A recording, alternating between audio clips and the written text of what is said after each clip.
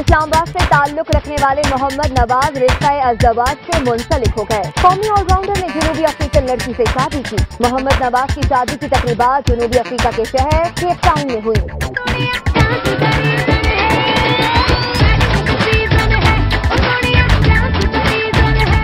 Dilwale cricketer ने दुल्हनिया ब्याह ली। शादी के बाद नौ बेहाता जोड़े की तस्वीर सोशल मीडिया पर जारी कर दी गई।